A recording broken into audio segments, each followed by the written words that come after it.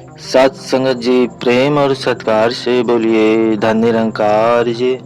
सात संगत जी, आज आपके अपने channel Nirankari mission oneness channel में आपका स्वागत है। सात संगत जी, सात संगत जी, आज हम चर्चा करने जा रहे हैं मानसिक तनाव। सात संगत जी, हम गुस्से में किसी को भी कुछ कह देते हैं, पर बाद में बात का बतंगड़ बन जाता है। और वही बात यदि हम प्यार से करें तो गर्म वातावरण भी ठंडा हो जाता है। घर में चाहे माँ बेटी हो, पिता पुत्र हो, सास बहू हो या फिर सास संगत जी छोटे बच्चे ही क्यों ना हो, हर कोई चाहता है कि उन्हें सत्कार मिले। एक बच्चे के लिए माँ घर पर ही माँ होती है और बाहर भी माँ होती है। इस तरह भक्तजन घर बाहर एक जैसे ही वातावरण बनाकर रखते हैं। साथ संगत जी, जिस घर में प्यार बना रहता है वही प्रभु परमात्मा का निवास होता है। उस घर में स्वर्ग देखने को मिलता है। साथ संगत जी, स्वर्ग किसी कहते हैं साथ संगत जी, स्वर्ग तथा नर्क मन की अवस्था ही होती है। साथ संगत जी, सुख और दुख। साथ संगत जी, स्वर्ग किसे कहते हैं? स्वर्ग तथा नर्क मन की अवस्था ही होती है। साथ संगत जी, सुख और खुशी को ही स्वर्ग कहा जाता है।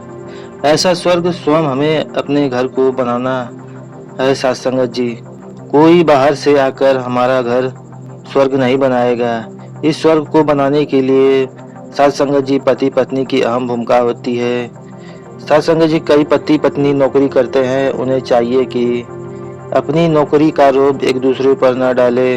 कभी यह न कहे कि मैं बाहर बराबर कमाती हूँ, आपके बराबर कमाती हूँ या कमाता हूँ, मेरी आमदनी से ही घर चलता है। दोनों को ही एक दूसरे के काम की प्रशंसा करनी चाहिए। दोनों को ही एक दूसरे के काम का सहयोग देना चाहिए। कभी भी शिकायत न करे। साथ संगत जी, कभी भी अपने दोस्तों या मित्रों तथा पहचान वालों के सामने एक दूसरे का तिरस्कार न करे। साथ संगत जी, दूसरे को छोटा और अपने को बड़ा ना समझे। एक दूसरे के प्रति समर्पित भाव रखना चाहिए, तभी घर में स्वर्ग बन सकता है। साथ संगत जी, परिवार को चलाने के लिए बहू की भूमिका प्रमुख होती है। साथ संगत जी, बहू कहे या किसी की सास ससुर मेरे माता पिता के समान हैं, इनके चरणों में ही स्वर्ग है। परंतु यदि उनकी ही सेवा करने में के लिए ना नुकुर करे, उनके उनको पूर्ण रूप से सहयोग ना दे, अपने आप में ही मस्त रहना चाहे, फिर घर कभी भी स्वर्ग नहीं बन सकता है। सत्संगत जी, ससुराल का परिवार का तो कई सालों से एक जैसा चलता गया आया है, वो वैसा ही चलता रहेगा। परंतु बहू उस घर में नई होती है, उसे ही नए परिवार के अनुसार ही अपने आप को ढालना होता है। जब वह ससुराल को पूर्ण रूप से समर्पित होती होगी तो ही उनके प्यार की सही पात्र बनेगी।